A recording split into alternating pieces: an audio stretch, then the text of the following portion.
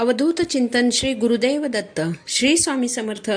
स्वागत आहे तुम्हा सर्वांचं श्री स्वामी समर्थ कृपा या माझ्या मराठी यूट्यूब चॅनलवर. तुमचा आजचा दिवस आनंदाचा आणि सुखाचा जावो हीच स्वामींचरणी प्रार्थना. येत्या 26 एप्रिल रोजी स्वामी समर्थ महाराजांची पुण्यतिथी आहे. पुण्यतिथी निमित्ताने 20 एप्रिल ते 26 एप्रिल या सप्ताहात आपल्याला गुरुचरित्राचं पारायण करायचं आहे. तर गुरुचरित्र पारायणाची पूजा मांडणी कशी करावी, 7 दिवस नैवेद्य कोणता दाखवावा, त्याचबरोबर गुरुचरित्र पारायण काळात कोणकोणत्या सेवा कराव्या याबाबतच्याच माहितीचा आजचा आपला व्हिडिओ आहे. व्हिडिओ शेवटपर्यंत पहा. चॅनलवर नवीन असाल तर चॅनलला सबस्क्राईब करा. आता सर्वप्रथम आपण पूजा मांडणी कशी करावी हे जाणून घेऊया. ज्या जागेवर पूजा मांडणी करायची आहे ती जागा स्वच्छ पुसून त्यावर एक स्वस्तिक रेखाटा. त्यावर चौरंग किंवा लाकडी पाट ठेवा. पाटाभोवती रांगोळी काढा. पाटावर पिवळ्या किंवा नारिंगी रंगाचं वस्त्र अंथरा. सर्वप्रथम दिवा प्रज्वलित करा. बघा, आपल्याला अखंड दिवा लावायचा आहे म्हणून दिव्यामध्ये भरपूर असं तेल घाला. तुमच्याकडे स्वामींचा फोटो असेल किंवा दत्त महाराजांचा फोटो असेल तर तो स्वच्छ पुसून घ्या. जर तुमच्याकडे स्वामींची मूर्ती असेल किंवा दत्त महाराजांची मूर्ती असेल तर मूर्तीवर अभिषेक करा आणि ती मूर्ती चौरंगावर स्थापित करा. स्वामींच्या मूर्तीला हिना अत्तर लावा, गंध लावा, चाफ्याची फुलं किंवा कोणतीही पिवळ्या रंगाची फुलं अर्पण करा. स्वामींच्या डाव्या बाजूला दक्षिणावर्ती शंख ठेवा आणि उजव्या बाजूला घंटी ठेवायची आहे. स्वामींच्या उजव्या बाजूला कलश स्थापन करा. एक तांब्याचा तांब्या स्वच्छ घासून त्यावर कुंकवाने स्वस्तिक काढा. कलशावर हळदी कुंकवाच्या 5 रेषा ओढा. कलश पाण्याने भरून घ्या. पाण्यामध्ये थोडं हळद कुंकू टाका, अक्षता टाका, 1 रुपयाचं नाणं टाका, 1 सुपारी टाका. त्यानंतर आंब्याची किंवा विड्याची 5 पानं तांब्यावर ठेवून त्यावर नारळ ठेवा. कलशाला तांदळाचं आसन द्या. तांदळावर हळद कुंकू अर्पण करून त्यावर कलशाची स्थापना करा. कलशाला गंध, फूल, अक्षता, हळद कुंकू वाहून कलशाची पूजा करा. एका वाटीमध्ये साखर घालून ती वाटी स्वामींसमोर ठेवा. स्वामींना पिण्यासाठी एका छोट्या लोट्यात पाणी ठेवा. स्वामींसमोर जपमाळ ठेवा. यानंतर चौरंगासमोर आणखी एक पाट ठेवा. त्यावर गुरुचरित्राचा ग्रंथ ठेवा. गुरुचरित्र ग्रंथ डायरेक्ट पाटावर ठेवू नका. एक मलमलचं कापड घेऊन ते पाटावर अंथरा आणि त्यावर गुरुचरित्राचा ग्रंथ ठेवा. हा ग्रंथ नेहमी झाकून ठेवायचा आहे. ग्रंथ पाटावर ठेवून एकदा का या ग्रंथाची पूजा केली की तो ग्रंथ पारायण संपेपर्यंत तिथून हलवायचा नाही किंवा उचलायचा नाही. ग्रंथ जेव्हा आपण वाचनासाठी उघडतो त्यावेळेस तो थोडासा हलला तर चालेल, पण ग्रंथ जागेवरून पटकन उचलून घ्यायचा नाही, एवढी मात्र काळजी घ्यायची आहे. पारायणाला सुरुवात करण्यापूर्वी संकल्प करायचा आहे.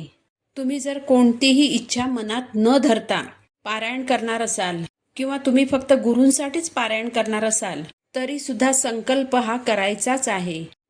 पारायण काळात 7 दिवस स्वामी महाराजांना नैवेद्य कोणता अर्पण करायचा, तर पारायण कालावधीमध्ये तुम्ही ज्या दिवशी जी काही भाजी चपाती खाणार आहात त्याच भाजी चपातीचं नैवेद्य महाराजांना अर्पण करायचं आहे. भाजी बनवताना त्यामध्ये कांदा लसूणचा वापर करायचा नाही. कांदा लसूण विरहित भाजी बनवायची आहे. तुम्ही स्वतःसाठी जे जेवण बनवाल त्याच जेवणाचा नैवेद्य स्वामी महाराजांना अर्पण करायचा आणि तोच नैवेद्य तुम्ही प्रसाद म्हणून ग्रहण करायचा. सकाळी जेव्हा तुम्ही गुरुचरित्र ग्रंथाचं वाचन कराल तेव्हा वाचन संपल्यानंतर तेव्हा महाराजांना दूध साखर किंवा खडीसाखरेचा नैवेद्य अर्पण करायचा.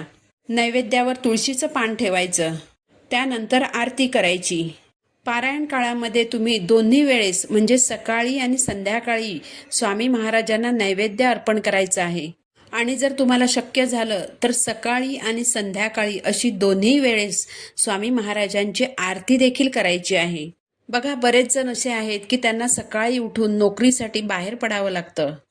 अशा वेळेस त्यांना 2 वेळेस आरती करणं शक्य होत नाही, तर त्यांनी कोणत्याही एका वेळेस आरती केली तरी चालेल. सप्ताहाच्या या काळामध्ये ज्या दिवशी तुम्ही दुपारी बनवलेली भाजी रात्रीच्या जेवणातही खाणार असाल त्या दिवशी संध्याकाळी महाराजांना नैवेद्य दाखवताना तुमच्याकडे जर एखादं फळ असेल तर त्या फळाचा नैवेद्य महाराजांना अर्पण करायचा आणि त्यानंतर आरती करायची. आता गुरुचरित्र ग्रंथातील रोज किती अध्याय पठण करायचे आहेत हे त्या ग्रंथातच दिलेले आहे. त्यानुसारच तुम्ही अध्यायांचं पठण करायचं आहे.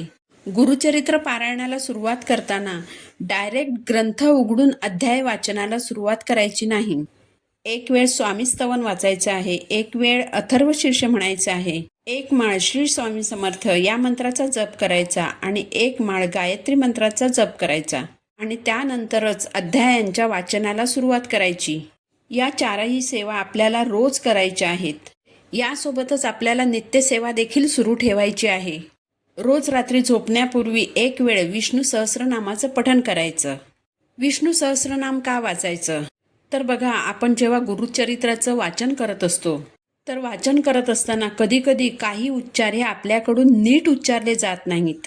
तसेच अख्ख्या दिवसभरामध्ये आपल्याकडून काही ना काही छोट्या मोठ्या चुका या घडतच असतात. तर या सर्व चुकांचं परिमार्जन म्हणून आपल्याला एक वेळ विष्णू सहस्रनामाचं पठण करायचं आहे. रोज रात्री झोपायला जाण्यापूर्वी न विसरता या स्तोत्राचं पठण करायचं आणि त्यानंतरच झोपायचं आहे. झोपताना गादीवर झोपायचं नाही. चटईवर तुम्ही कितीही सतरंजा टाका आणि त्यावर झोपा. झोपताना आपल्याला आपल्या गुरूंच्या सानिध्यामध्येच झोपायचं आहे. झोपताना सुरुवातीला आपल्याला डाव्या कुशीवर झोपायचं आहे.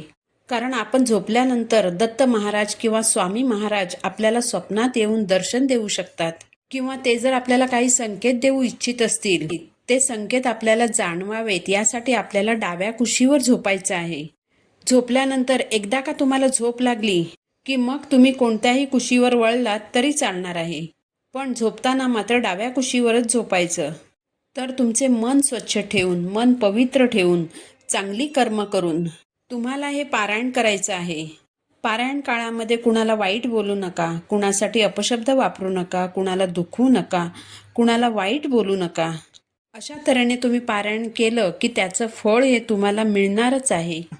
झालेली सेवा मी महाराजांच्या चरणी अर्पण करते. पुन्हा भेटू नवीन व्हिडिओसोबत. श्री स्वामी समर्थ.